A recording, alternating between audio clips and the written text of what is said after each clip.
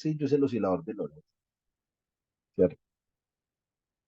Entonces, la polarizabilidad que nosotros habíamos dicho, bueno, miren que la polarizabilidad tiene una parte real y una parte imaginaria, ¿cierto?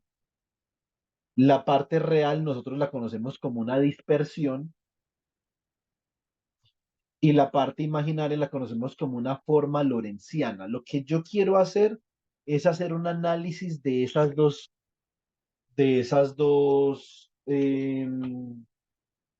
componentes de la polarizabilidad.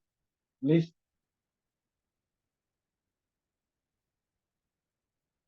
Entonces, eso es lo que vamos a hacer. Y después las graficamos. Ustedes muy a menudo van a ver en la teoría cuántica de transporte, vamos a hacer referencia a esta forma lorenciana que yo tengo acá. Lo importante es saber eso qué significa. Y en los artículos que ustedes vayan a leer, eso lo van a ver todo el tiempo. Entonces, por eso es importante, los que puedan, por favor, enciendan la cámara, porfa. Entonces, es muy importante esa forma lorenciana. Listo. Entonces, vamos a mirar. Si yo tengo un sistema cuántico abierto, an open quantum system, so I have here an energy level E0. This is an energy level. And here I have a reservoir. See, so this reservoir will have a spectral density J of omega. It's no problem, Darwin. Thanks for letting me know.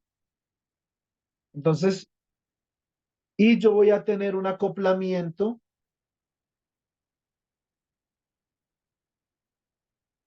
gamma. Realmente, digamos, si yo quiero ser, if I want to be more precise about what gamma is, so I should make reference to Green's functions theory. So just pay attention, please. So for gamma equal to 0, if gamma is equal to 0, we have a closed quantum system.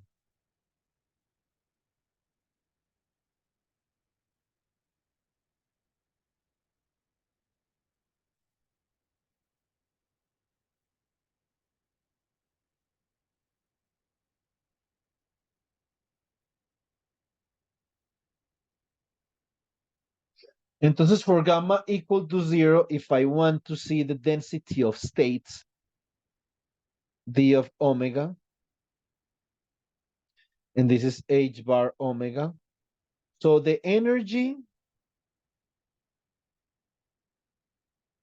will be E0. ¿Eso qué significa? Que para el sistema cuántico abierto realmente yo tengo full información en relación al estado fundamental, que es su energía, ¿cierto? Entonces la energía del estado fundamental, eh, la energía del estado fundamental es conocida con incertidumbre cero. Ahora, ¿qué sucede, por ejemplo, cuando gamma is different than zero? Lo que sucede cuando gamma is different than zero,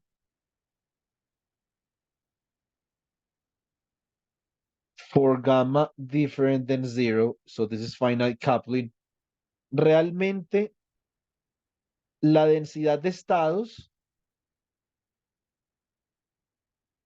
adquiere un ancho, ¿cierto? ¿Cierto? Adquiere un ancho que a media altura es gamma. Entonces, gamma realmente, como nosotros vamos a demostrar, es el ancho de la densidad de estado. Este gamma tiene que ver con la disipación irreversible de información, es decir, el estado fundamental decae irreversiblemente hacia el reservorio, ¿cierto? Entonces, en efficiency,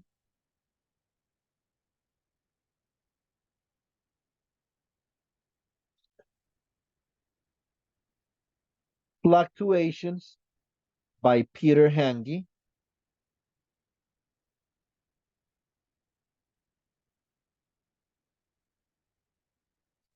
En el paper titulado Fishes and Fluctuations by Peter Hange, nosotros podemos ver que el estado fundamental en el tiempo, esto podría ser como un estado en el tiempo t sub 0 que multiplica a e a la menos gamma sobre 2 por t. Es decir, que la información en este estado, bueno, igual acá también tenemos que multiplicarlo por la evolución unitaria, que sería e a la menos i sobre h barra por e sub 0 por t, ¿cierto? No, esto no tendría que ser, o sea, sería un estado cualquiera, no un autoestado hamiltoniano, porque entonces la evolución sería trivial, ¿cierto? Entonces, esto sería, por ejemplo, un ket de phi en t0, esto sería el ket de phi en t, ¿cierto? Entonces, observen que este término de acá me está diciendo que la información contenida en ese estado fundamental se está disipando irreversiblemente con el tiempo a una tasa gamma, ¿cierto?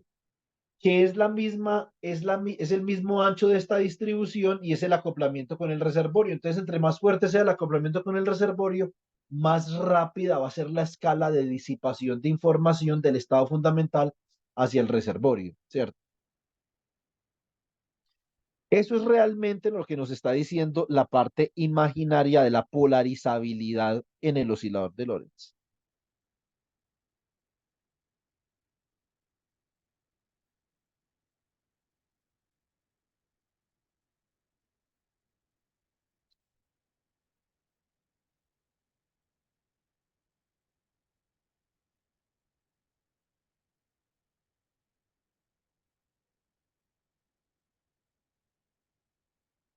Sería como algo así,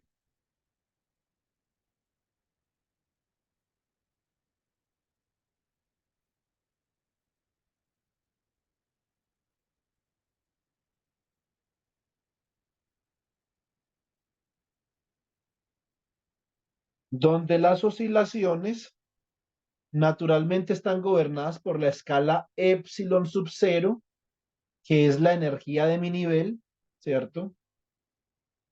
Y la disipación está gobernada por la escala gamma, que así como nosotros vimos en el caso del modelo del oscilador armónico amortiguado, habían dos escalas, ¿cierto?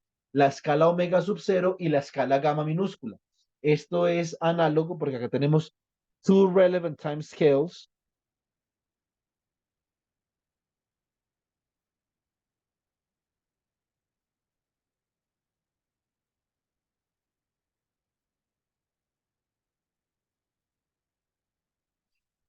Two relevant time scales. So, gamma, esto sería dissipation time scale.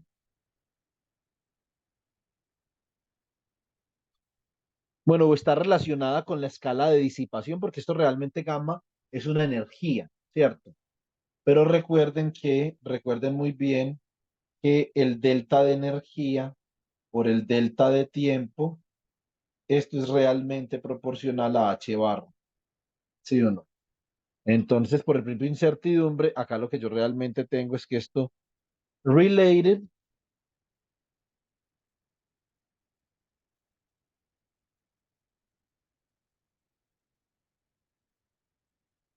to the dissipation time scale,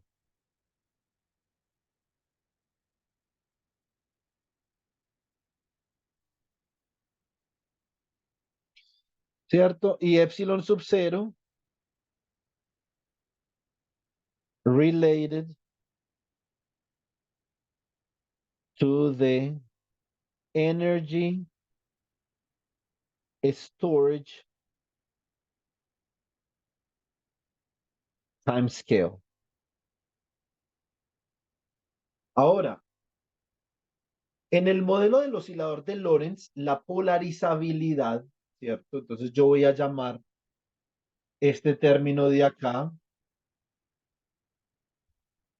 Esta función de acá la voy a llamar menos lambda como función de el detuning o la desintonización. Y esta función de acá, ¿por qué el menos? Porque acá tengo un signo menos al frente, ¿cierto? Digamos que esa es la razón. Y esta lo voy a llamar menos L de delta, que es lo que yo conozco como una lorentziana, ¿cierto? Hay veces que la densidad espectral, como ustedes van a ver en los cálculos que van a hacer, la densidad espectral muchas veces es una lorentziana, ¿cierto? Muy bien. Entonces, yo tengo que la parte real de la polarizabilidad,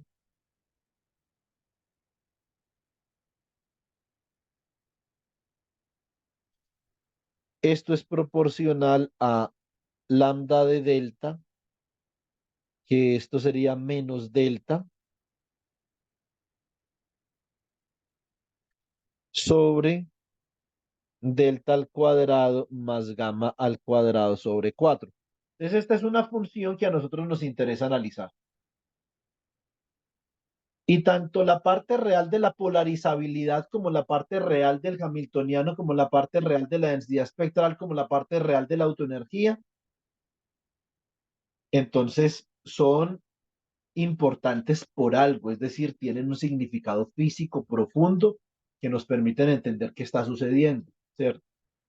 Entonces, esta gama de acá viene de dónde? De un término que se llama la autoenergía retardada, que cuando veamos funciones de Green, veremos qué significa la autoenergía. Y de hecho también es una parte real que es lambda de omega menos I medios por gamma de omega.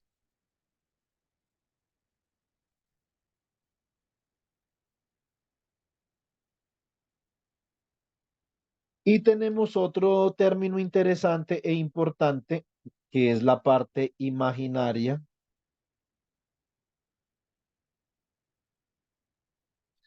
de alfa de omega, que va a ser proporcional a la lorentziana de delta, que esto es gamma medios sobre delta al cuadrado más gamma al cuadrado sobre 4. Estas son dos funciones que están en nuestro mayor interés estudiarlas para realmente entender esta autoenergía de acá, ¿cierto? Y esto también está relacionado de alguna forma con funciones de Green. Por eso es que nosotros queremos introducir este problema a partir del oscilador de Lorenz. Entonces vamos a mirar esa lambda de ahí. ¿Qué nos puede decir esa lambda? ¿Cierto?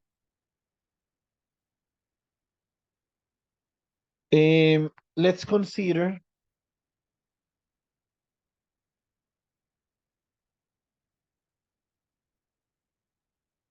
lambda of delta equal to minus delta divided by delta square plus gamma square divided by 4. If delta is equal to 0, then lambda of 0 is equal to 0. Esto significa que esta curva cruza el origen en cero, ¿cierto? Muy bien.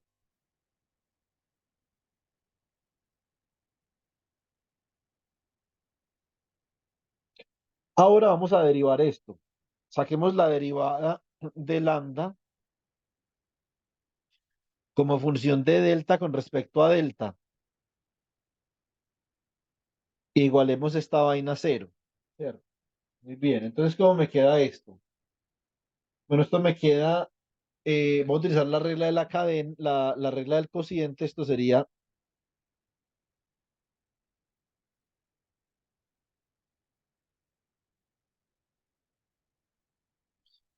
esto es igual a menos delta al cuadrado más gamma al cuadrado sobre 4.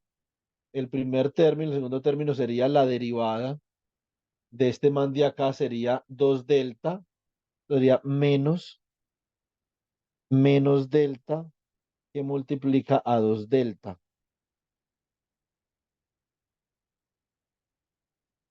sobre delta al cuadrado más gamma al cuadrado sobre 4. Esto me va a dar acá menos delta al cuadrado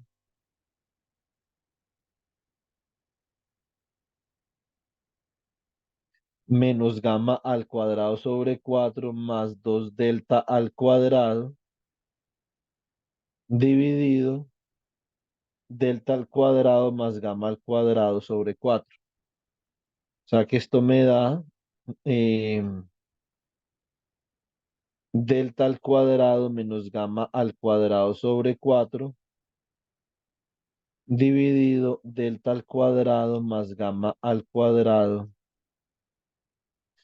sobre 4 y esto es igual a cero. Si esto es igual a cero, esto implica que delta es igual a más o menos gamma medios. Eso significa que vamos a tener un máximo en gamma medios y un mínimo en gamma medios, ¿cierto? Por ejemplo, ¿cómo podemos más o menos hacer para saber eso? Pues evaluemos. Let's evaluate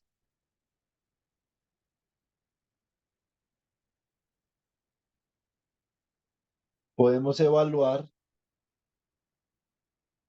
en delta igual a gamma medios. Eso significa que lambda evaluado en gamma medios, esto es igual a menos gamma medios sobre gamma medios al cuadrado más gamma al cuadrado sobre 4. Esto me da menos gamma medios y en el denominador me va a dar gamma al cuadrado sobre 2. Se va este 2 con este 2 y esto me queda menos 1 sobre gamma. ¿Cierto? Muy bien.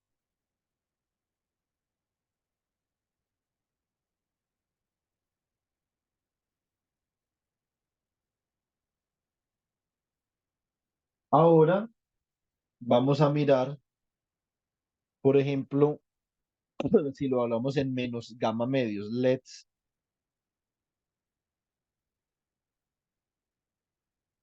evaluate delta equal to minus gamma over 2. O sea que me queda lambda de menos gamma sobre 2. Esto es menos gamma sobre 2 sobre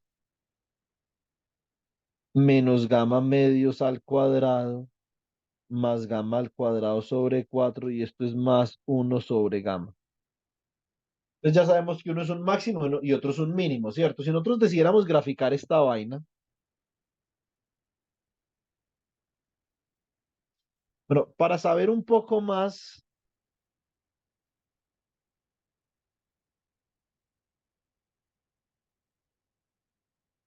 digamos que yo quisiera saber un poco más de esta vaina, ¿cierto? Esto sería lambda como función de delta. Yo quisiera saber cómo se comporta lambda cuando delta tiende a más o menos infinito. Entonces, por ejemplo, límite cuando delta tiende a más o menos infinito de lambda de delta. Esto es límite cuando delta tiende a más o menos infinito de menos delta sobre delta al cuadrado más gamma al cuadrado sobre 4. Lo que yo puedo hacer ahí es lo siguiente. A ver, yo podría dividir numerador y denominador por gamma al cuadrado, por la delta al cuadrado, perdón, ¿cierto?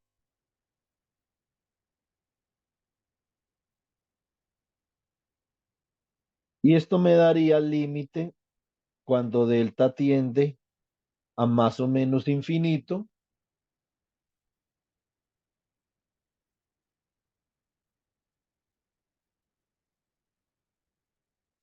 de menos 1/delta² sobre 1 más 1/4 de gamma cuadrado sobre delta cuadrado. Este término de acá vale 0 y este vale 0, por lo tanto esto tiende a 0. Entonces así más o menos nosotros nos vamos a hacer una idea. Igual ahora la podemos graficar, pero nosotros nos podemos hacer una idea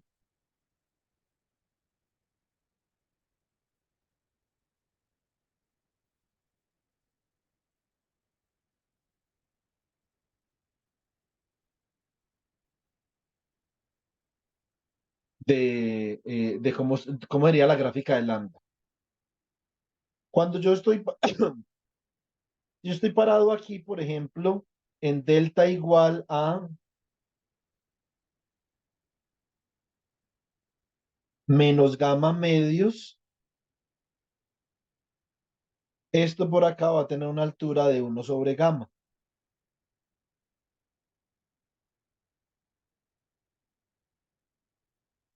Va a ser como algo así.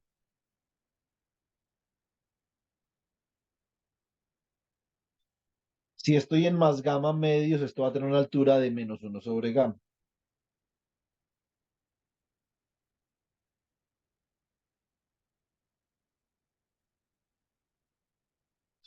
Entonces, esta es la curva. Esta curva se conoce como dispersive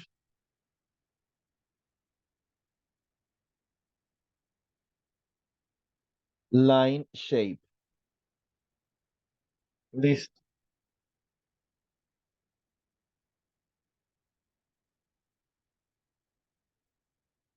Muy bien. ¿Cuál es la interpretación física entonces de la parte real de la polarizabilidad? La interpretación física de la parte real de la polarizabilidad es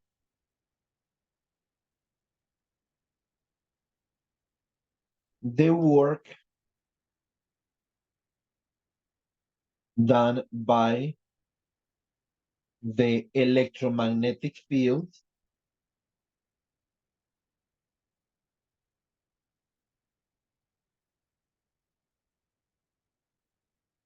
on the electron. Esa es la interpretación física de la parte real de la polarizabilidad. Entonces ahora vamos a ver cuál es la interpretación física de la parte imaginaria de la polarizabilidad, que es la lorentziana. Me devuelvo, Meli. Gracias, Juan David. Estaba terminando de leer eso. Gracias. Solamente cuando necesites que me devuelva, me avisas, listo. Muchas gracias, sí, señor. Bueno, entonces,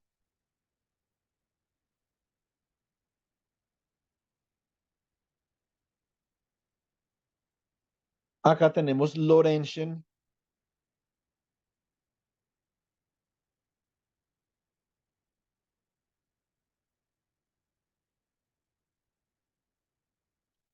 line shape.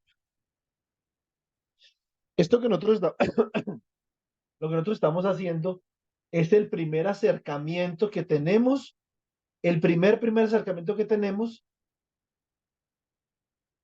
con la disipación en física clásica. Típicamente ese es el primero. Los primeros que tienen mis estudiantes son en mecánica clásica, con el oscilador amortiguado, pero típicamente los primeros que uno tiene son el oscilador de Lorentz en electrodinámica clásica. Acá entonces nosotros tenemos L de delta es igual a gamma medios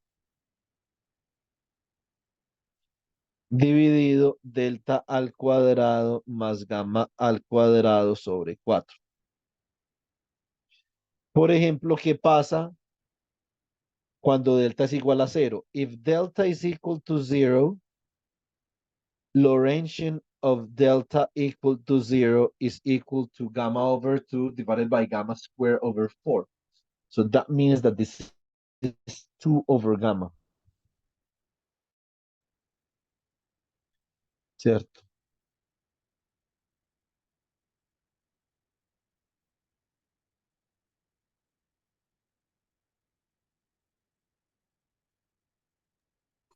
Profe, disculpe, ¿hay alguna razón para preguntarse por el significado físico de este máximo y este mínimo? Digamos en Eh, la anterior, en la parte real. bueno, lo que pasa es que cuando tú, por ejemplo, tuvieras estos, cuando los deltas coincidieran con estos valores de los acoplamientos entre, porque este es un acoplamiento entre el reservorio que sería el campo electromagnético y el electrón, que sería la materia, ¿cierto? Cuando el detuning, que es la desintonización, coincide, es decir, delta igual a omega menos omega sub cero es igual a más o menos gamma sobre 2. Eso significa que en estos casos de desintonización, tú estás realizando, ya sea que tú estás entregándole el máximo trabajo al sistema o estás extrayendo el máximo trabajo al sistema, y eso esencialmente por esta coordenada, Juan Diego, que sería menos gamma medios, coma 1 sobre gamma, y esta otra coordenada que sería gamma medios, coma menos 1 sobre gamma. Entonces ese máximo trabajo que tú puedes entregar o extraer depende del acoplamiento con el reservorio. ¿Sí me explico? Sí, muchas gracias. Porque esta lorenciana, Juan Diego, esto sí es vital, pues, ¿cierto? Esta es mucho más importante en el estudio de la disipación. Ahora, si yo derivo, let's take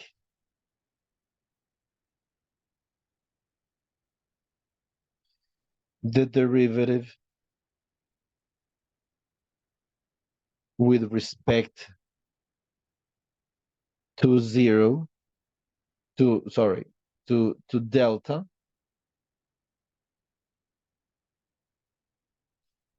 Si yo tomo la derivada con respecto a delta, entonces acá me encontraría con lo siguiente. La derivada de la lorenciana, que depende de delta con respecto a delta, esto sería igual a quién. Bueno, entonces esto es una constante, o sea que esto sería gamma medios que multiplica a la derivada con respecto a delta de delta al cuadrado más gamma al cuadrado sobre 4 a la menos 1. O sea que esto me queda como menos gamma medios que multiplica a 2 delta por delta al cuadrado más gamma al cuadrado sobre 4 a la menos 2. O sea que esto me quedará como menos gamma, un segundo, que se me borró una-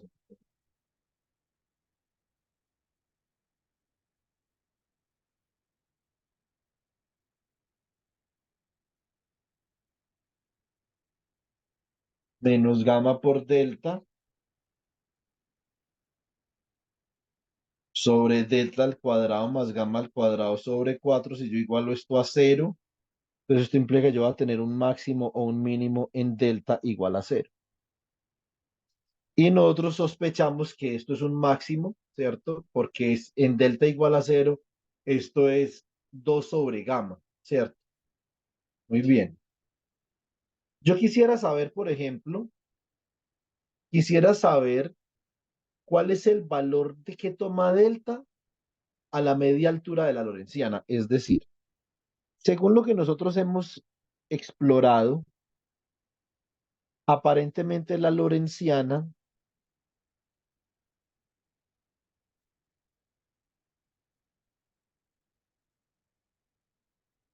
es una función que tiene la siguiente forma. Es decir, yo tomo el límite cuando delta tiende a más o menos infinito de esta vaina, límite cuando delta tiende a más o menos infinito de L de delta, esto va a tender a cero también.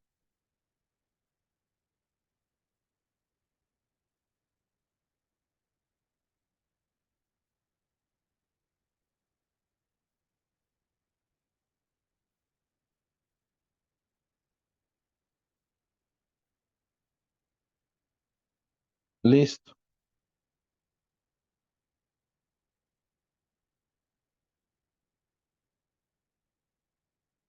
Yo quisiera saber, por ejemplo, bueno, realmente esta gráfica está más mal hecha. La voy a hacer un poquito mejor para poder ser más explicativo. Listo.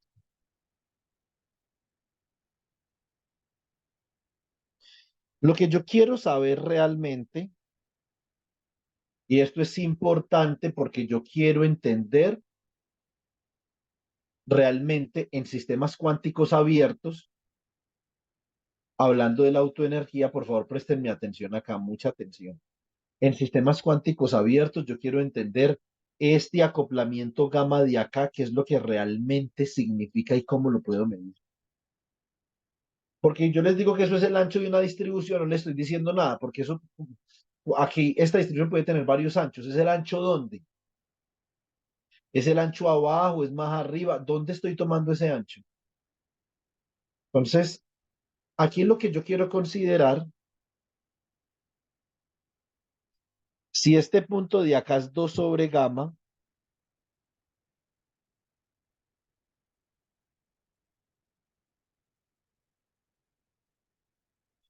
yo quiero considerar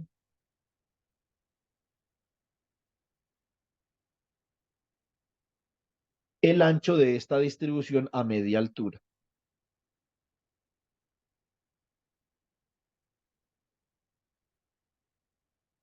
Es decir, si la altura es 2 sobre gamma, la mitad de la altura sería 1 sobre gamma.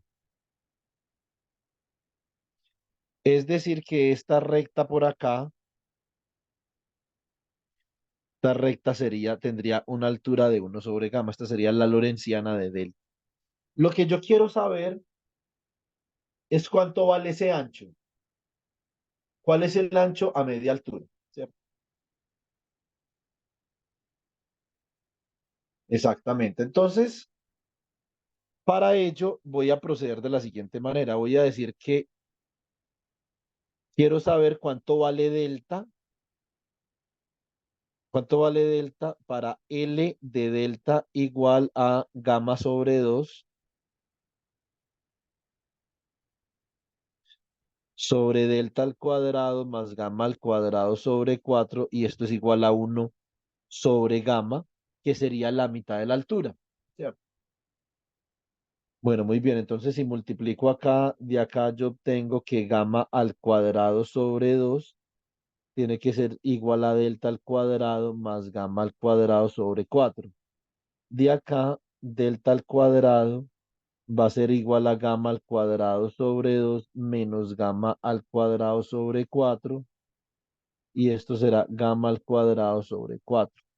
De acá yo obtengo que delta debe de ser más o menos gamma medios. ¿Eso qué significa? Que este punto de acá,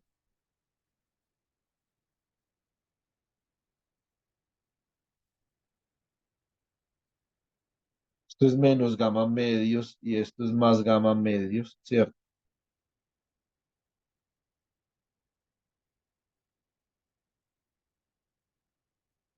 O sea que esto es menos gamma medios esta coordenada, coma 1 sobre gamma, y esto sería gamma medios, coma 1 sobre gamma. Entonces, ¿cuánto vale el ancho? Pues muy sencillo.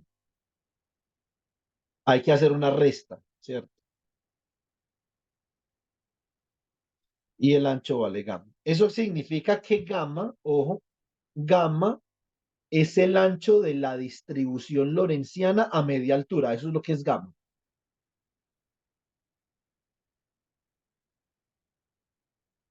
Gamma es el ancho de la parte imaginaria de la autoenergía o de la polarizabilidad o la adherencia de lo que ustedes quieran a media altura. Eso es lo que significa ese parámetro gamma físicamente. Ahora, desde el punto de vista del formalismo de la mecánica cuántica, nosotros vamos a ver que ese gamma se puede calcular como un bracket entre dos estados, ¿cierto?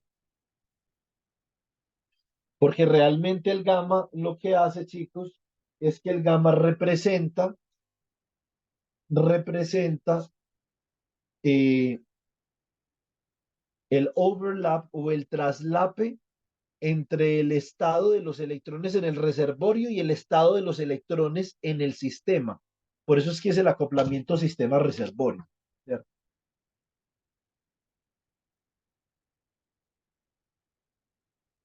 Bueno, muy bien. Em, Ahora ya nos estamos metiendo en tema.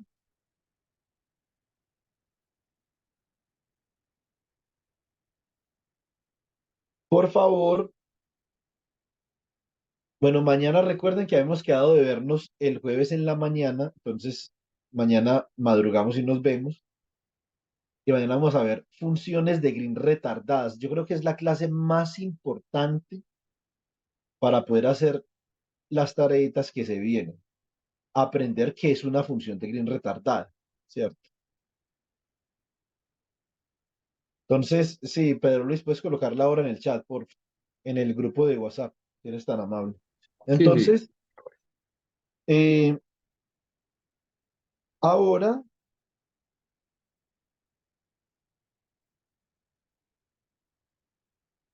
vea, Cristian Camilo, ahí le pusieron una chiva. Le pusieron una chiva en el grupo.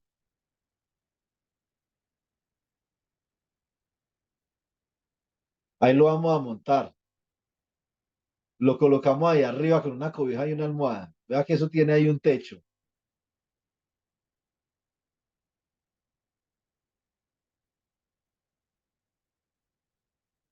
Entonces, eh, recuerden que, recuerden, por ejemplo, bueno, aquí en esta imagen que yo también les había compartido hoy más temprano,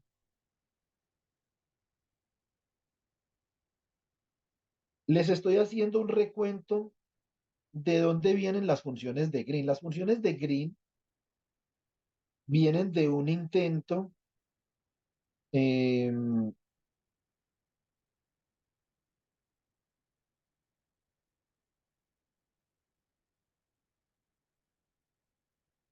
un segundo.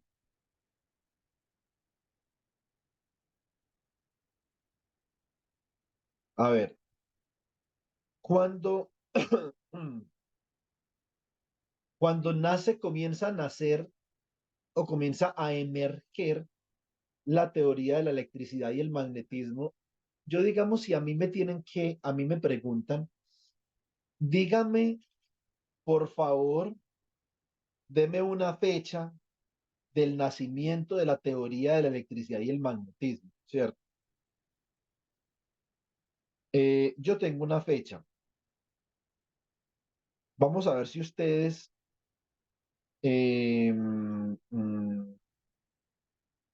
vamos a ver si ustedes adivinan por qué yo considero que esa es la fecha del nacimiento de la teoría de la electricidad y el magnetismo, ¿cierto? Yo considero que eh, la teoría de la electricidad y el magnetismo nace en, mm, en 1927, pero ¿por qué? ¿Ustedes qué opinan?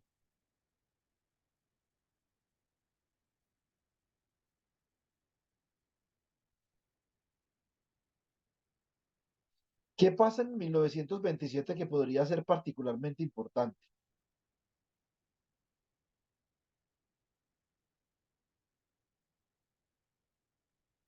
¿Qué podría pasar? ¿Qué podría ser? A ver.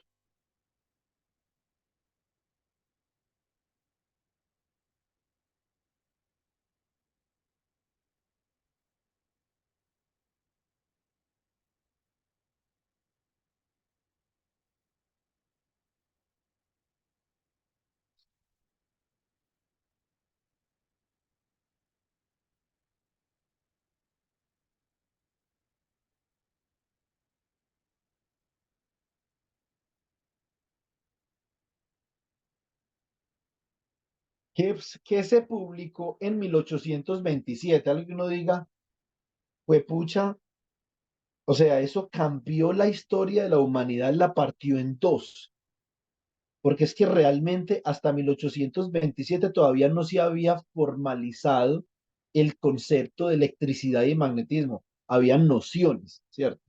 Habían nociones aisladas, electricidad en un sistema como por ejemplo en un cable rectilíneo, ¿cierto?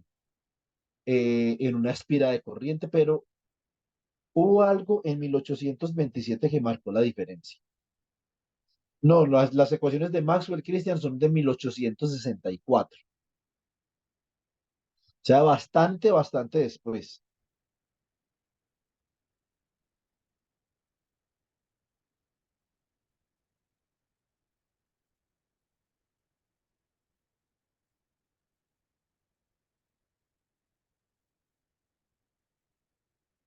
¿Qué habrá sido? ¿Ustedes qué creen?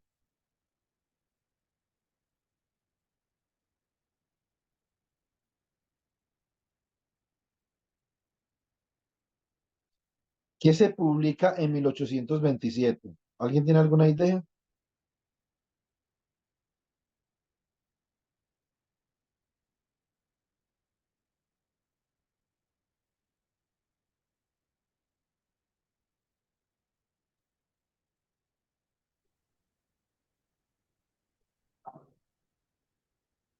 Amper, ¿Cómo, Pedro? eh, André Amper.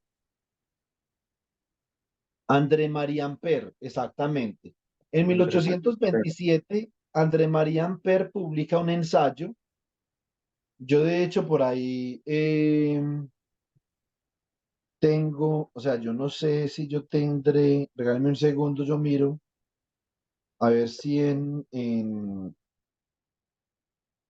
la historia del magnetismo por acá, yo tengo los ensayos de Amper.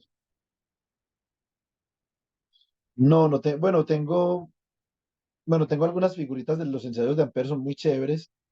Era Mémoire sur la théorie mathématique des phénomènes électrodynamiques uniquement déduits de l'expérience. Ese fue el ensayo de André María Amper. Aquí les voy a pasar el nombre, está en francés, no vayan a traducir eso, por favor léanlo en francés. Listo. Entonces, en física hay que aprender a leer las vainas en el idioma que fueron escritas.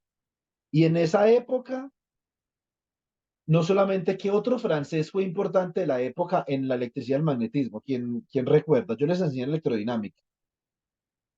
Además de André María Ampère, ¿quién había por ahí?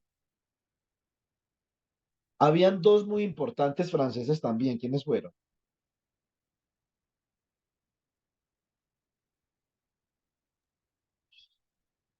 También así toca en filosofía. ¿Cómo, Pedro? Cuando dices que hay que leer en el idioma en el que lo publican,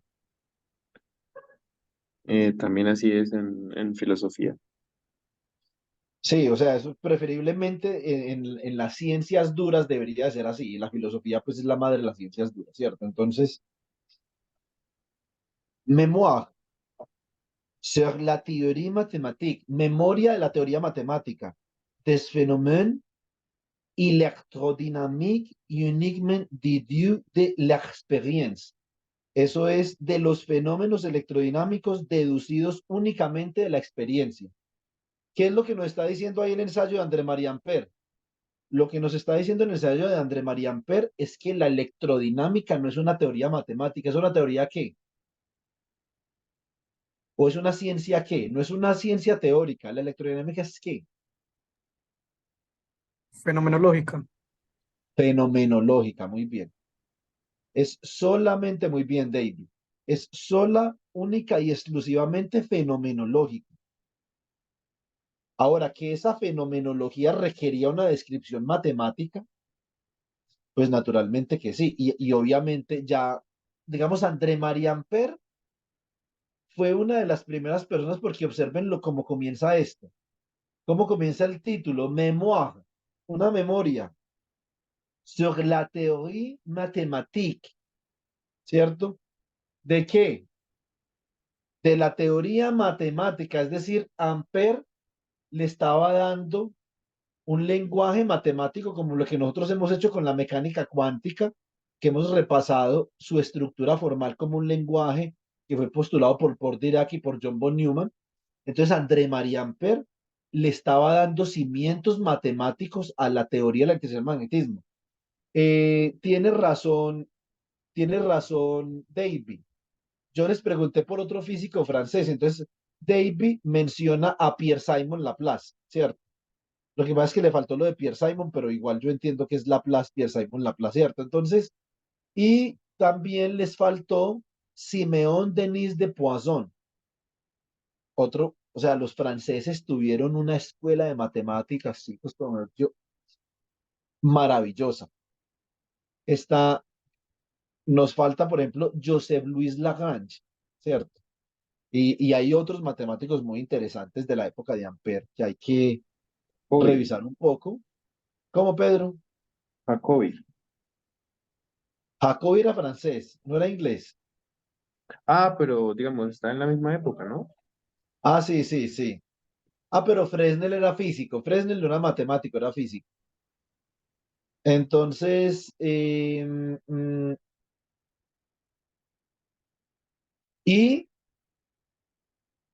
había un tema muy particular y era que Pierre-Simon Laplace y Siméon Denis de Poisson no trabajaban en electricidad, trabajan en mecánica, no en electricidad. ¿Quién fue la primera persona que se aventuró a formular una teoría matemática? ¿Quién fue la primera persona que se aventuró a formular una teoría matemática? Una teoría matemática de la electricidad y el magnetismo. ¿Alguien sabe?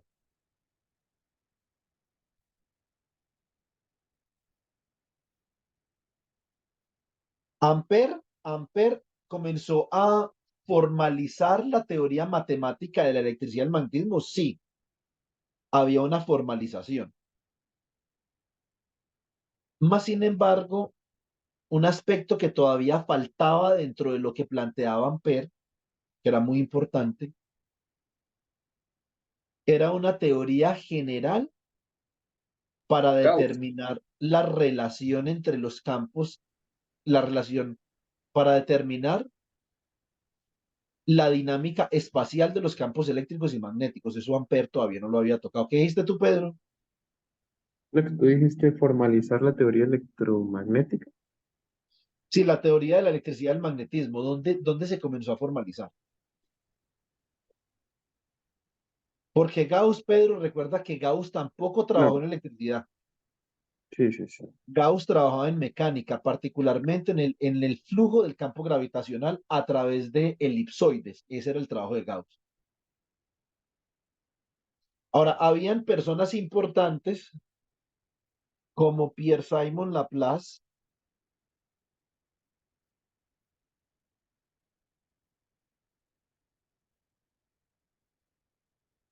Siméon Denis de Poisson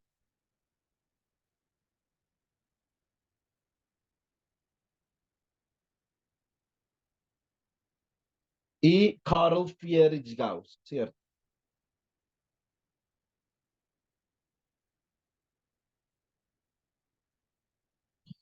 Sí, exactamente. David Gauss trabajó en gravedad. Entonces yo, por ejemplo, acá puedo colocar ecuacioncitas. Yo voy a colocar acá una ecuación que me recuerda a cada uno de estos personajes. Estas ecuaciones que yo voy a colocar acá no eran originalmente orientadas hacia la electricidad y el magnetismo. Tienen que tener en cuenta eso. Laplaciano de sí igual a cero. Esta es la ecuación de Laplace.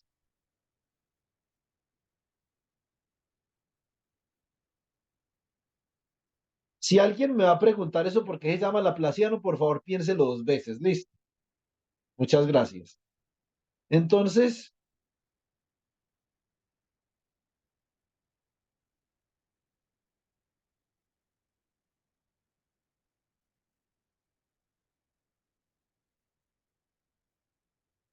Laplaciano de psi igual a rho sub m. Y una que se me ocurre a mí para Gauss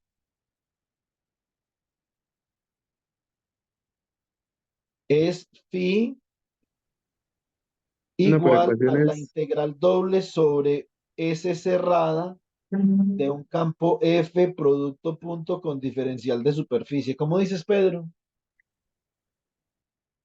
ecuaciones que te recuerden a Gauss, no terminas de escribirlas. Ah, no, imposible. Tienes toda la razón. Ese aparece en todos lados. Ahora, ¿quién fue realmente el que formalizó la teoría matemática de la electricidad y el magnetismo? Fue un señor de nombre George Green, o por lo menos inició el proceso de la formalización. George Green no tenía educación formal. George Green era panadero y manejaba un molino.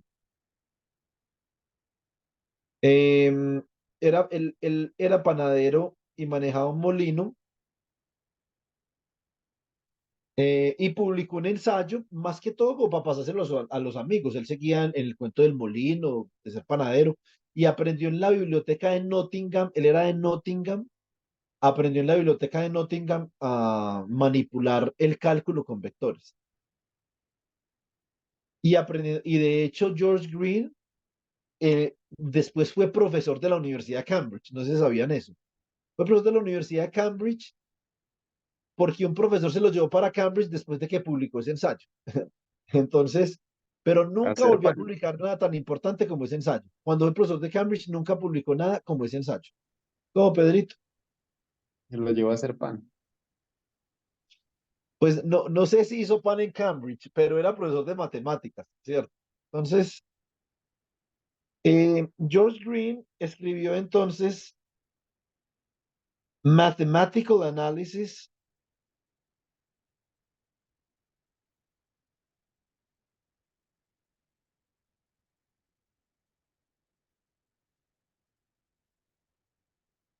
Mathematical Analysis 2, The Theories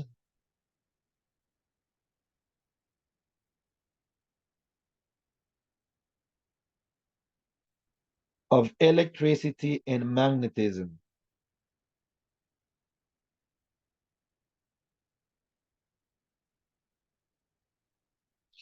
Esta vaina fue una vaina sobrenatural. Pues. Este es uno de los ensayos. El ensayo de Ampere es bueno. Y naturalmente André María Ampere, o sea, una persona que se atreva a decir que André María Ampere era malo. O sea, ese man merece un escarnio público, pues tenaz, ¿cierto? Pero nada que ver con este ensayo de George Green. Este ensayo de George Green, que es de donde viene el concepto de función de Green, que nosotros ya vimos, que es una función de Green. Una función de Green es una función que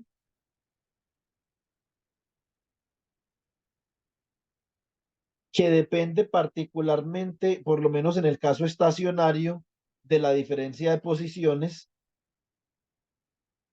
que satisface un problema de valor en la frontera donde el estímulo es un delta. Este problema es mucho más sencillo de resolver, chicos. Este que yo tengo acá, este es un problema mucho más fácil de resolver que este otro problema análogo, que sería el laplaciano, por ejemplo, de la función psi de r igual a una densidad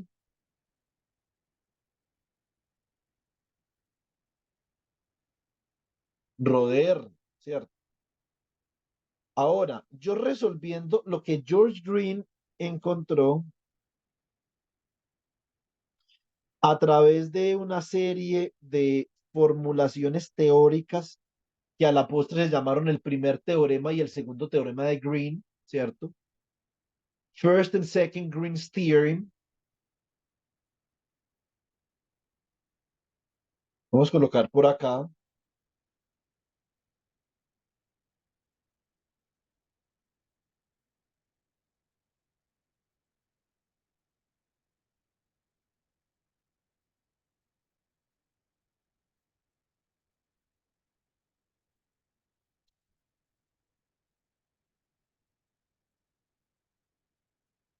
Entonces,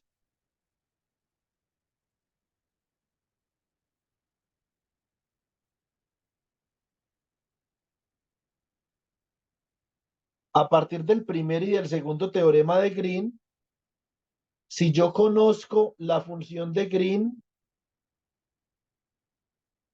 yo puedo escribir una solución a este problema de valor en la frontera, boundary value problem. Listo, que sería aquí en que psi de R, la solución particular para psi de R sería la integral de convolución sobre D3R' de G de R menos R' por rho de R'. Entonces Green nos mostró una forma para resolver una ecuación diferencial parcial lineal para el caso de la teoría de la electricidad y del magnetismo, y después esto se extendería al caso de las ondas electromagnéticas también, ¿cierto?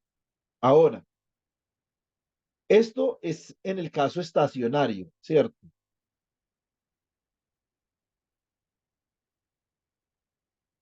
Stationary case.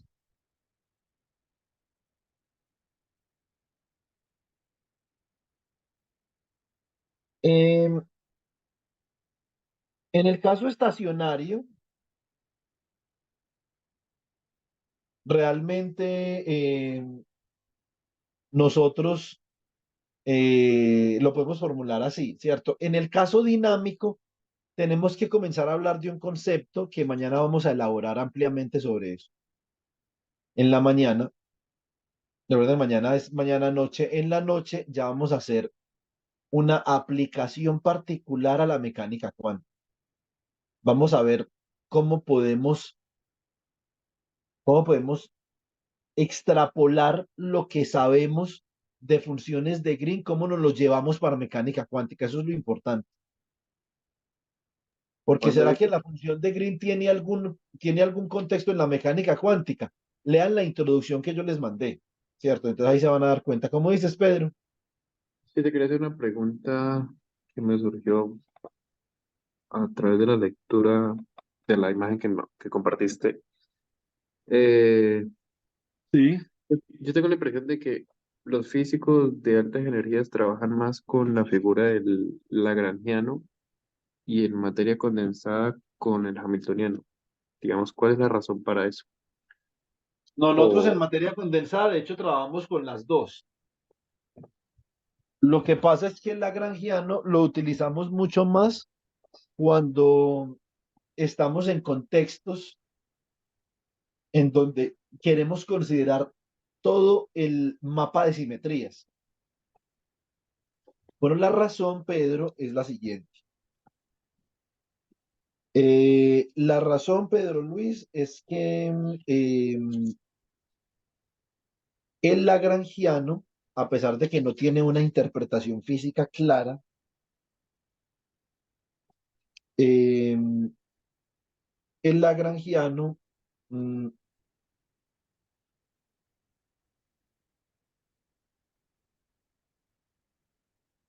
conserva todas las simetrías, ¿cierto? El lagrangiano es construido a partir de simetrías y el hamiltoniano no. ¿Cuál es el problema del lagrangiano con la mecánica cuántica? Que como el lagrangiano no tiene una interpretación física bien definida, bien determinada, entonces es muy complicado yo relacionar un observable con el lagrangiano, cosa que no es tan difícil con el hamiltoniano, porque el hamiltoniano tiene una interpretación física muy bien definida. Y por favor, no me vayan a decir que es la energía, porque ustedes ya deben de saber hablar mecánica cuántica. El hamiltoniano es el generador de traslaciones temporales, ¿cierto? No es la energía. No le pregunta, ¿qué es el hamiltoniano? La energía. Y apenas por allá atrás llega un estudiante que llama el Chavo del Ocho y le dice, profesor, sáquelo por bruto, ¿cierto? Entonces, bueno, o algo así. Lo que hacían en el Chavo cuando él le decía así a Kiko, ¿se acuerdan? Ah, es que a ustedes no les tocó el Chavo del Ocho, ustedes están muy niños para eso, pero bueno, pueden buscar por ahí los memes que hay del Chavo del Ocho. Entonces, aunque una persona que piense que el hamiltoniano es la energía, no es ningún bruto, simplemente es una persona poco clara semánticamente, que son cosas muy diferentes. Eh, yo estuve haciendo un análisis de los libros del profesor Sepúlveda.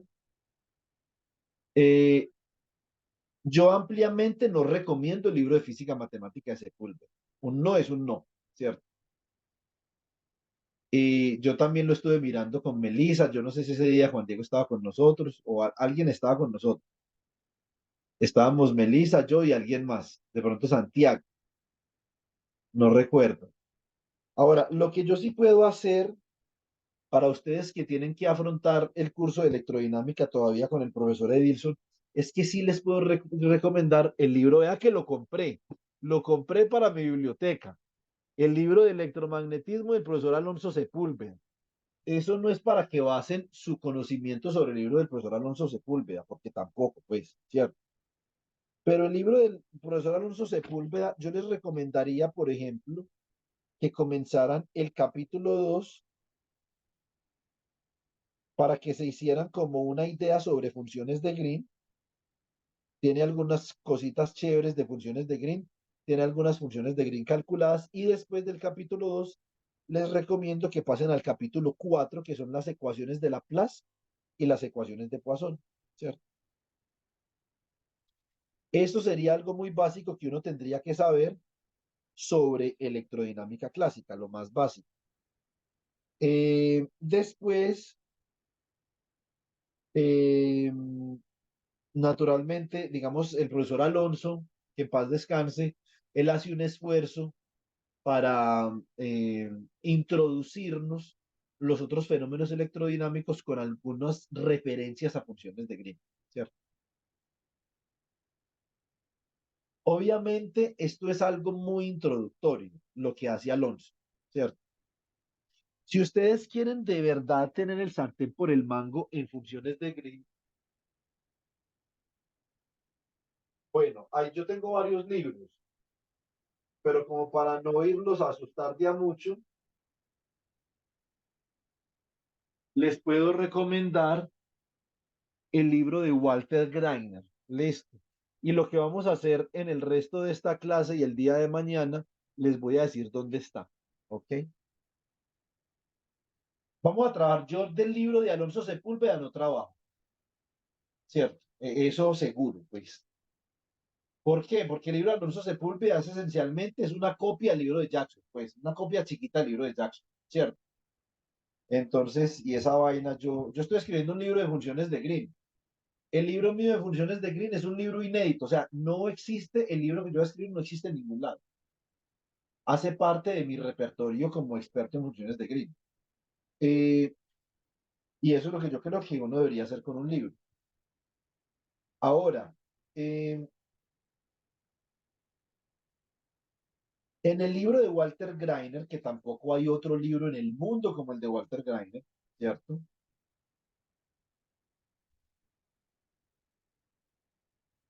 Les recomiendo las siguientes lecturas. Principalmente, creo que es el capítulo 20. Venga, yo reviso.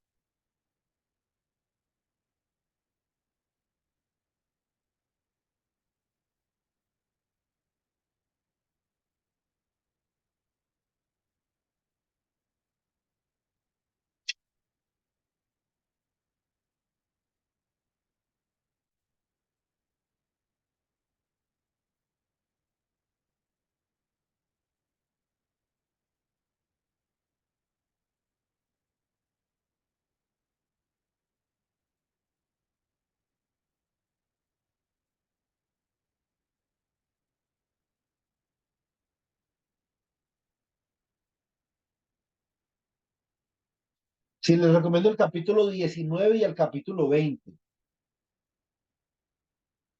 Capítulo 19, ¿qué es el capítulo 19? Ya les digo.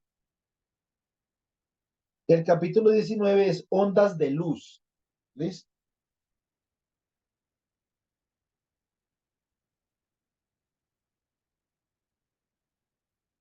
Muy importante.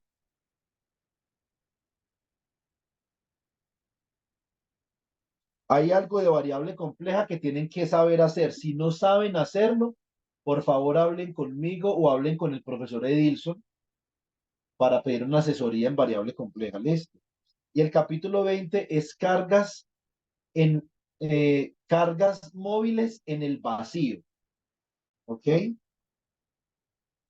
El capítulo 21 se los dejo a ustedes por si de pronto les interesa como chismosear un poquito. El capítulo 21 es un capítulo sobre el dipolo de Hertz. Muy, muy interesante el capítulo, la verdad.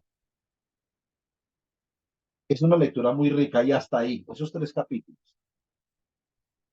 Ahora, si ustedes dicen, Juan David, yo me siento como un poco confundido con esta situación, entonces utilicen el libro del profesor Sepúlveda, pero es un buen libro para uno desconfundirse. Boris me estaba contando que él había visto electrodinámica con Ángela y que eso era una vaina terrible, pues a punta del Jackson, que así es como debe aprender uno electrodinámica, ¿cierto? Entonces la profesora Ángela Guzmán un clásico de la física colombiana, ¿cierto? Re clásico.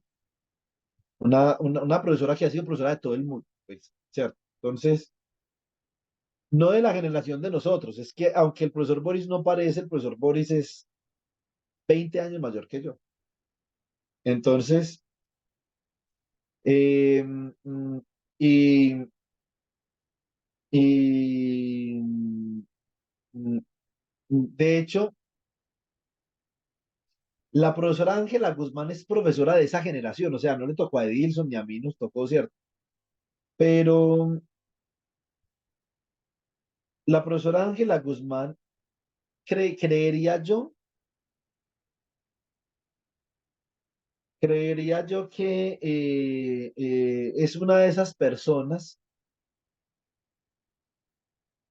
que se logró leer de primera mano la Constitución de 1886 de Rafael Núñez, pues. Ella era un clásico de la electrodinámica en Colombia, le dio clase a Boris y el profesor Boris nos contaba que eso era miedoso, pues. Yo no sé si Melissa, tú estabas ahí cuando nos contaba Meli o no. Y entonces que la salvación de Boris fue el libro de Alonso Sepúlveda, que porque él lo desglosaba todo. Pero ¿qué es lo que hacía Ángela? Me imagino yo, porque ella nunca fue profesora mía, me imagino yo que lo que hacía Ángela era que era Jackson 100%. Ahora, si ustedes quieren funciones de Green con todas las de la ley y digamos, ustedes me pueden decir, es que yo no le tengo miedo a nada. Yo me he visto las películas de Chucky, Poltergeist y todo, ¿cierto? Entonces, le pueden pegar una intentadita a este libro. Observen, el autor de ese libro es quién. No, por allá uno se jubila. Julian Schwinger, Premio Nobel de 1965. Este libro es un libro que si es basado full en funciones de Green, 100% en funciones de Green, es muy complicado, ¿cierto? Mucho, muy, muy difícil. O sea, yo hay capítulos de ese libro que apenas vine a entender hace más o menos unos 2 o 3 años. Y yo me lo he leído todo. Y yo llevo trabajando en esto antes de comenzar mi doctorado en física, chicos, porque yo hice mi tesis de maestría con funciones de Green también. O sea, yo llevo trabajando en funciones de Green más o menos unos 15 años. Y no me le mido a cualquier capítulo de ese libro. Ese libro es duro, duro de verdad. Entonces, eh, ya con esa bibliografía que yo les acabo de dar y con esas instrucciones, ustedes pueden comenzar a leer. Mm, hay algunos aspectos importantes. El primer aspecto importante que uno debería tener en cuenta antes de medirse al estudio de funciones de Green es la causalidad.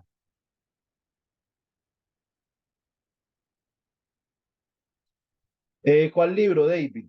¿Cuál libro dices tú? El de Schwinger, porque el de Schwinger en este momento no es bueno desde ninguna perspectiva. No, todavía no. Tienes que esperar un tiempo. Espera un tiempo que termines tu tesis de pregrado, etcétera. Absolutamente no. O sea, es que este libro, David, este libro es muy difícil. Uh, de hecho, abro yo el libro, lo abrí al azar.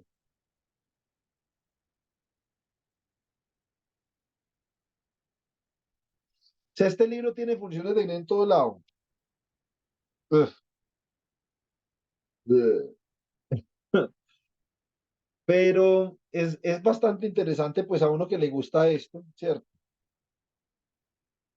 Pero oiga, yo digo una cosa, si a uno no le gusta esta vaina, no, esto sería un castigo. Antes de uno disfrutar su proceso de formación, sería un castigo. O sea, a uno primero lo tienen que enamorar de las funciones de Green y después ponerlo a estudiar esto, ¿sí o no? Porque si no, David, eso es un tema complicado. Lo primero a lo que uno se debería de enfrentar cuando va a trabajar con funciones de Green retardadas es al concepto de causalidad. ¿Qué es qué? Entonces, causalidad.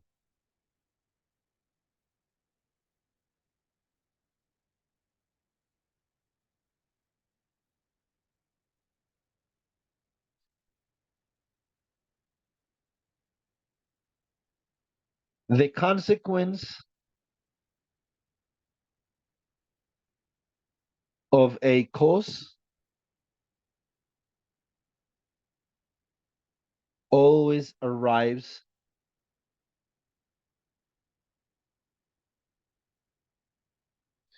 with a certain delay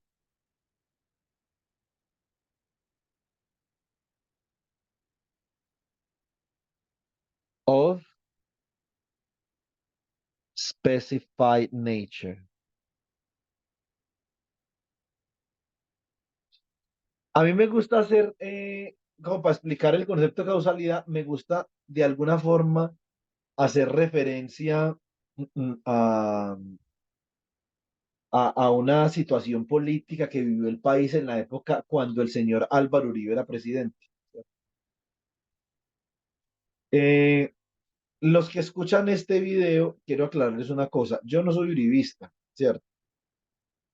No soy uribista, pero también le reconozco al señor Álvaro Uribe algunas cosas importantes, como por ejemplo su política de ciencia y tecnología, que no sé si era la política de Álvaro Uribe o era la política del ex rector de la Universidad de Antioquia, que Álvaro Uribe designó como director de Colciencias durante los 8 años de gobierno, ¿cierto?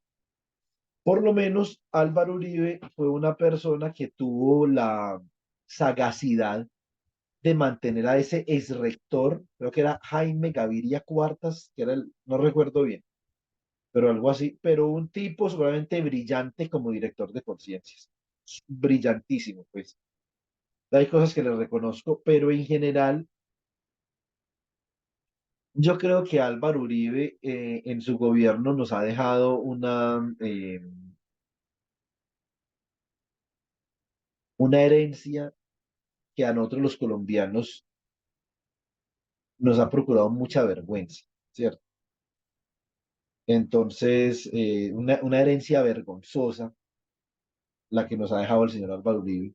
Muchas cosas positivas, pero hay algunos aspectos que sucedieron durante el gobierno del señor Álvaro Uribe que lo hacen sentir a uno como colombiano, nos hace sentir con una vergüenza profunda. Es, digamos, difícil no nos podemos salir muy bien de ahí, ¿cierto? Entonces, mm, resulta que el señor Álvaro Uribe Vélez, más o menos, la historia se los voy a contar resumidamente. Él cita a una votación el viernes, ¿cierto? La citación yo la puedo considerar como una causa y todas las causas tienen consecuencias. Obviamente primero viene la causa y después viene la consecuencia. Ese es el concepto de causalidad. No puede, digamos al revés, no, ¿cierto? Y mm, él cita a una votación el día viernes que había ocurrido el día jueves. Eso significa que la causa viene después que la consecuencia. Eso es un ejemplo perfectamente no causal de un sistema y los sistemas dinámicos son todos causales.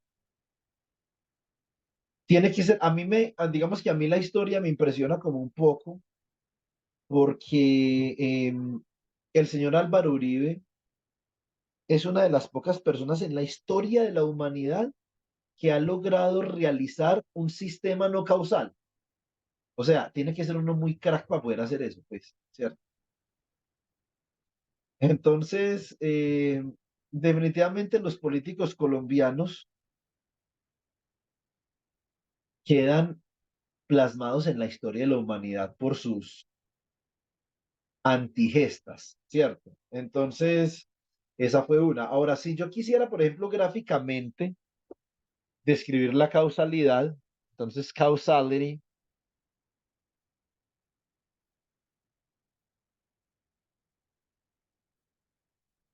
Juan, pero ¿no fue que en la maestría trabajaste sistemas biológicos? sí, pero con funciones de Green. Porque las funciones de Green, Pedro, resuelven un problema de valor en la frontera. Y mira que ayer hablamos que la difusión, y también espero que te puedas desatrasar de los videos de la semana pasada, sobre todo Ujú. la dinámica de Langevin, donde hablamos también de la difusión. La ecuación de reacción-difusión o reacción-advección o advección-reacción es una ecuación que es muy utilizada en sistemas biológicos, Pedro, muchísimo. Entonces, ¿qué es lo que nosotros hicimos? Nosotros consideramos un sistema biológico modelado con una ecuación de reacción-difusión, una ecuación diferencial parcial. Yo, de hecho, les voy a dar esa conferencia la semana entrante. Los voy a invitar a esa conferencia, les voy a mostrar qué fue lo que yo hice en mi tesis de maestría. Y lo que nosotros consideramos fue que había un sistema donde habían la concentración de unos genes, digamos que no de los genes precisamente, eso no está bien dicho. La concentración de la expresión de los genes, esa es, digamos, una mejor forma de decirlo, porque los genes se expresan químicamente, ¿cierto? ¿Cómo se expresa un gen? Un gen simplemente es una porción del ADN, ¿cierto? Es la porción más pequeña del ADN que contiene información, eso es un gen. Viene el ARN y hace un copiado de ese gen y se lo lleva a los ribosomas. Se sintetiza una proteína y esa proteína es la que se puede observar. Entonces, dependiendo de la concentración de esa proteína, Pedro, nosotros decimos que ese gen se está expresando en esa concentración. ¿Sí me explico? Entonces, lo que yo había hecho era que yo había hecho un trabajo sobre la expresión de los genes modelada a través de la ecuación de difusión. Sobre todo, la expresión de los genes que tenían que ver con la embriogénesis de una mosca, es decir, el proceso embrionario de una mosca, y cuáles eran las expresiones de los genes que se hacían manifiestos durante los 28 días de durante los 28 días de gestación de esa mosca que se llama la Drosophila melanogaster. ¿Qué es lo que nosotros consideramos? Lo que nosotros consideramos era que le íbamos a asignar cierto carácter de incertidumbre a la excitación, que era la concentración del ARN, ¿cierto? Que era la concentración del ARN en el extremo inferior del huevo de la mosca. Y lo que nosotros queríamos saber era, dependiendo de esa concentración que tenía incertidumbre, cómo se expresaban los genes que tenían que ver con el desarrollo embrionario, que serían en últimas la solución a esa ecuación diferencial parcial, ¿cierto? Eh, mm, esa relación que hay entre la concentración de ARN o RNA en inglés, ribonucleic acid, ¿cierto? Y la forma como se expresan unos genes viene dada por la ecuación de difusión, Pedro. Tú tienes que escoger una ecuación de difusión para cada conjunto de genes. Ahí yo trabajé un gen que se conoce como el gen bicoide, pero hay otros, hay Hunchback, hay un poco, es una red de genes gigantesca que determina la embriogénesis de la mosca. Ahora, si tú quieres modelar la incertidumbre del estímulo con un proceso gaussiano,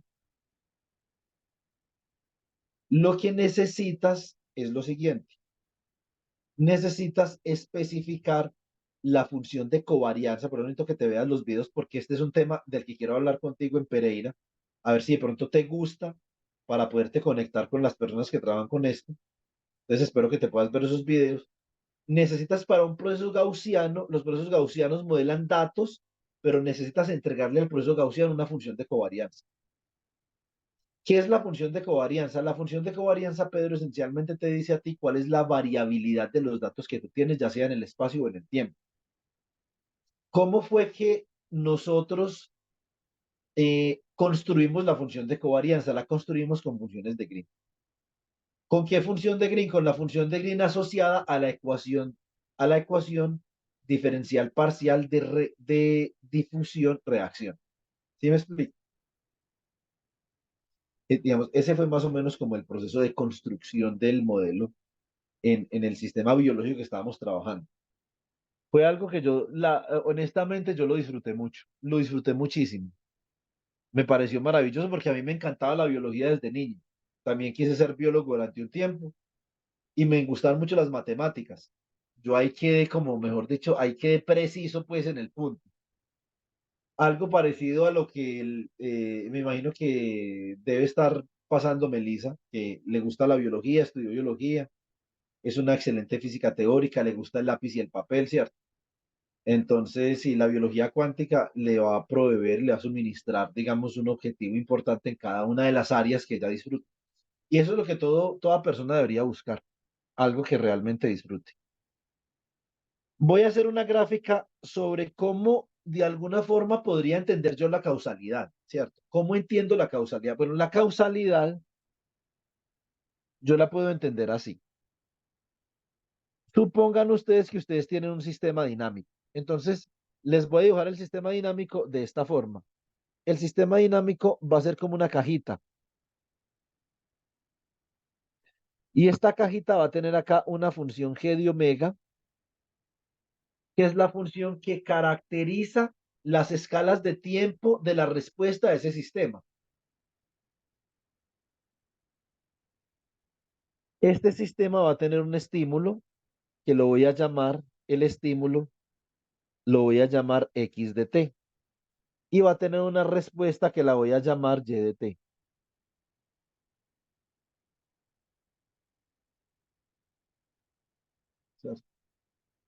Muy bien. Si yo grafico el estímulo acá, pónganme atención. Supongan ustedes que mi estímulo es como algo así. En t igual a t sub 0, yo voy a activar mi estímulo. Puede ser lo que sea. Puede ser un interruptor, eh, puede ser la concentración de algún químico, puede ser una fuerza aplicada en un oscilador, ¿cierto? Esta moradita de acá, observen que antes de t sub 0 vale 0.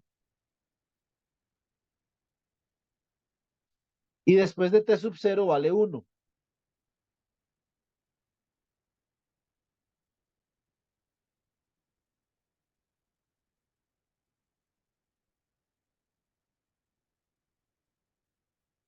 Este es x de t, que es mi estímulo.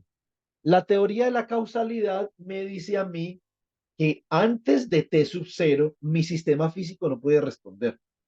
Tiene que responder con un retardo con respecto a t sub 0, que es el punto donde yo estoy activando el estímulo.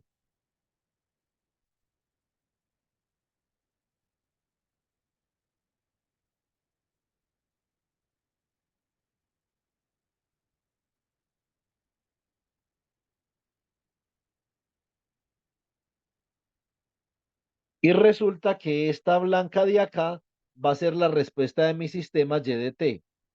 Observen que la respuesta de mi sistema llega con cierto retardo en comparación al estímulo. Esto es lo que implica la causalidad. ¿Listo? Ahora, hay algo muy importante que nosotros vamos a discutir mañana, ya con esto termino, y es lo siguiente, ¿qué es? Lo muy importante que yo quiero mostrarles es esto. Supongan ustedes, esta G de omega se llama la función respuesta. Es la función que contiene las características de escalas de tiempo de mi sistema. Supongan ustedes que ustedes tienen un conjunto de osciladores de Lorentz con una función de respuesta de K de omega igual a 4pi, perdón. Yo reviso una cosa en las notas para que no me vayan a quedar como las vainas como no son.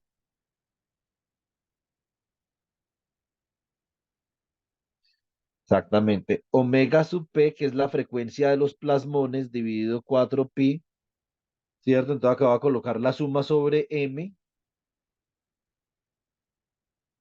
de una constante f sub m dividido entre omega sub m al cuadrado menos omega al cuadrado menos i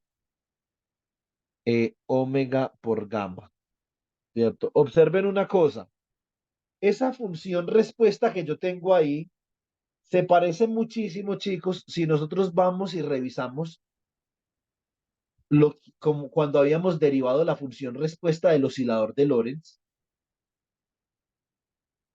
Observen que la función respuesta del oscilador de Lorentz es omega sub 0 cuadrado menos omega cuadrado menos i gamma omega. Es exactamente como la que tengo aquí abajo. Lo que pasa es que yo aquí estoy sumando sobre varios osciladores, ¿cierto?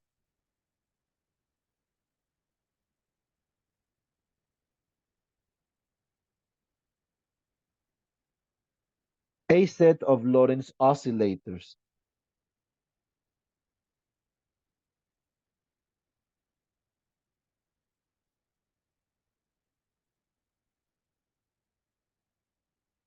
Ahora, cada uno de los osciladores de Lorentz va a tener una contribución a su magnitud, que es Fm, y una frecuencia de oscilación omega m. Yo voy a tener m osciladores de Lorentz. Si yo hallo los polos de esta función respuesta poles, yo tengo que hacer omega m cuadrado menos omega cuadrado menos i omega gamma igual a 0.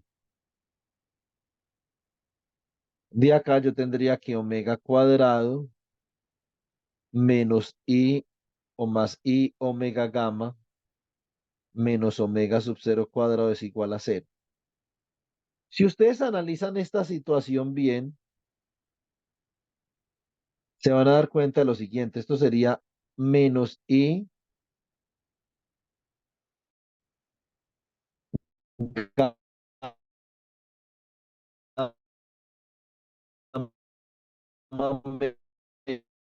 medios más o menos daría de la siguiente manera. Esta al cuadrado menos 4ac, entonces me quedaría, se me va este 2 de acá,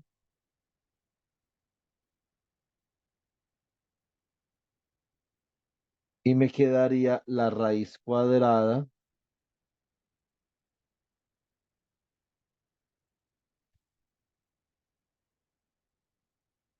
de, esto sería omega sub 0 al cuadrado menos gamma al cuadrado sobre 4. Observen que para el caso particular en el que omega sub 0 sea mayor o igual que gamma medios,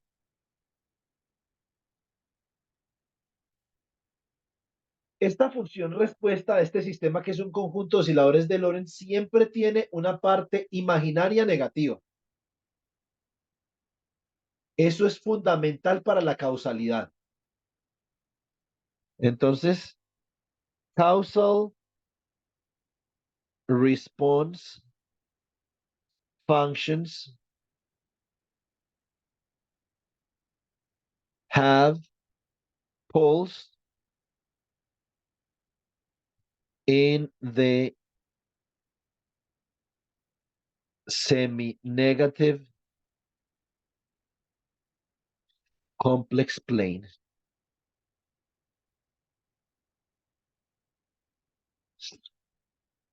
Funciones respuesta causales tienen polos en el semiplano complejo inferior, ¿cierto? Entonces, esto es algo que nosotros vamos a discutir mañana con cierta profundidad para poder introducir la función de Green retardada.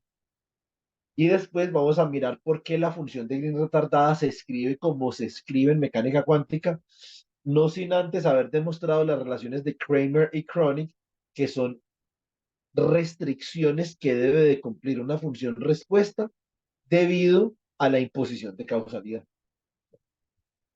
Entonces, inclusive en teoría cuántica de campos, cuando nosotros veamos función de Green retardada y función de Green avanzada, tenemos que interpretar que eso está relacionado con la causalidad. Ese es un aspecto muy importante. Listo.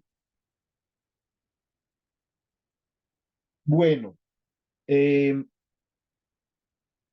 hasta aquí nos trajo el río por el día de hoy.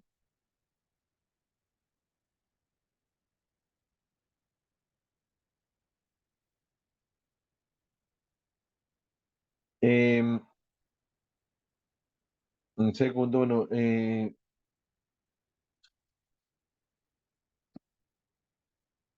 bueno, eso lo vamos a tratar mañana. Entonces mañana vamos a mirar lo del contorno, el contorno de integración.